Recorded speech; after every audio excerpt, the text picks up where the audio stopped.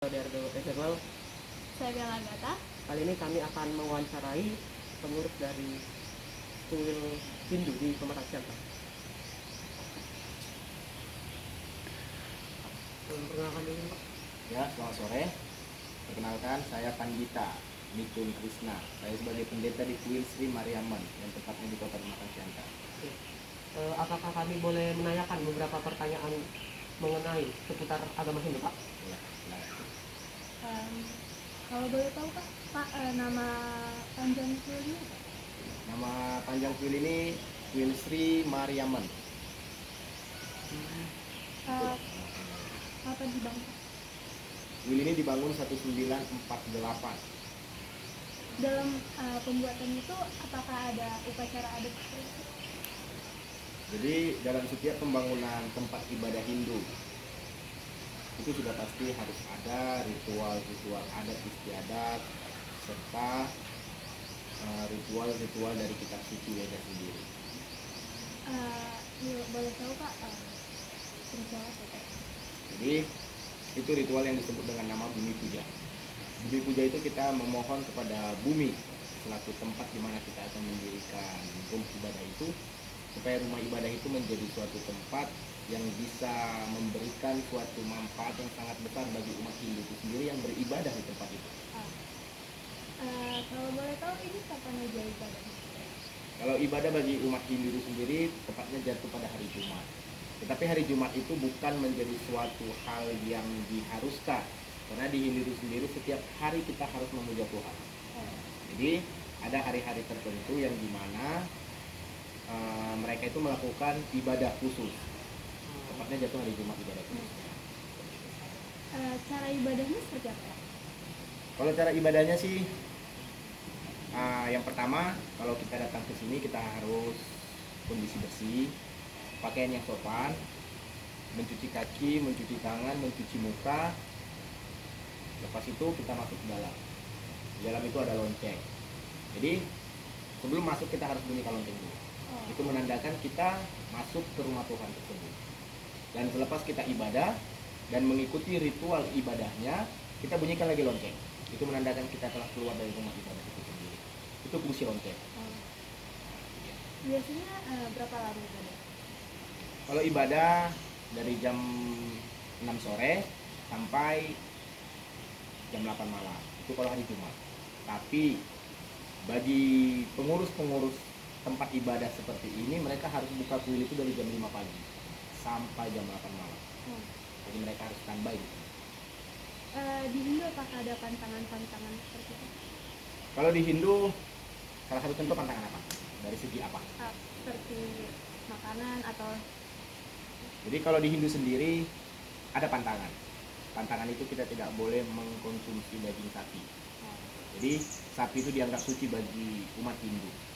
Karena sapi itu sudah sangat berjasa bagi manusia. Satu dari segi tenaganya, dari segi susunya.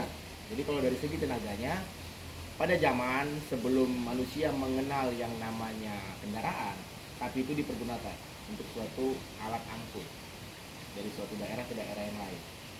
Terus susunya itu sangat bermanfaat bagi manusia, dan itu bisa menggantikan ASI daripada seorang ibu. Itulah makanya sapi itu disucikan. Kalau misalnya ada pantangan-pantangan sikap gitu, Pak, ada? Sudah pasti ada. Saya rasa setiap ajaran agama mengajarkan suatu sikap yang harus toleransi terhadap semua agama. Kalau boleh tahu Pak, ini masuk jenis Hindu apa? Nah, jadi kalau tentang jenisnya, Hindu itu ada dua aliran. Aliran Wisnu dan aliran Siwa. Jadi kalau kuil ini termasuk aliran Siwa. Kalau boleh tahu tuh beda aliran keduanya itu apa? Beda aliran itu dia, kalau aliran Wisnu itu dia harus vegetarian.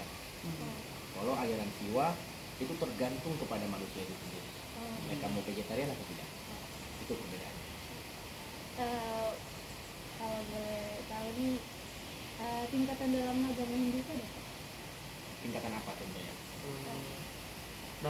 Misalnya dalam pengurus gitu, Pak.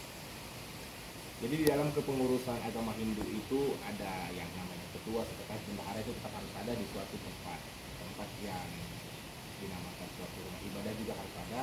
Tapi yang memegang kendali penting itu adalah seorang pandita. Jadi pandita itu dialah yang mengontrol daripada kegiatan-kegiatan di rumah ibadah Hindu itu sendiri. Jadi dia yang memiliki peranan yang penting. Kalau boleh tahu buku suci dalam agama Hindu apa itu? Kitab Weda namanya. Jadi Weda itu dibagi menjadi 4. Jadi yang pada intinya kitab suci agama Hindu itu disebut dengan Weda. Tapi Weda itu dibagi 4 lagi. Pembagian 4 Weda itu sendiri ada yang dinamakan dengan Samaya Weda, Yajur Weda, Atharva Weda, dan Rig Weda. Boleh jelaskan secara singkat nggak tentang mengenai buku suci dalam agama Hindu? Itu tadi saya bilang buku suci dalam agama Hindu itu yang disebut dengan Weda. Weda itu dibagi menjadi 4 tadi, yang dimana Rig Weda itu ada sloka-sloka yang mengajarkan tentang kita memberikan kidung-kidung agung kepada Yang Maha Kuasa. Tentunya nyanyian rohani. Atharva Weda itu berupa dengan mantra-mantra. Yajur Weda itu berupa dengan ilmu pengetahuan yang bisa didapat oleh manusia untuk menyembuhkan seseorang dari jenis tumbuh-tumbuhan. Jadi di Hindu itu diajarkan, suatu penyakit itu boleh sembuh, boleh bisa menjadi sehat manusia itu dari tumbuh-tumbuhan. Ya, hari besar Hindu apa ya? Hari besar Hindu itu disebut dengan Hari Raya Nyepi, Hari Raya Dipawali, Hari Raya Navaratri, Hari Rawa Triwula namanya. Banyak dalam kegiatan di Hindu itu sangat banyak. Jadi dari bulan 1 sampai bulan 12 itu ada aja kegiatan hari besar bagi umat Hindu. Sekian dari pertanyaan kami, Pak. Terima kasih telah berkenan untuk kami. Ya.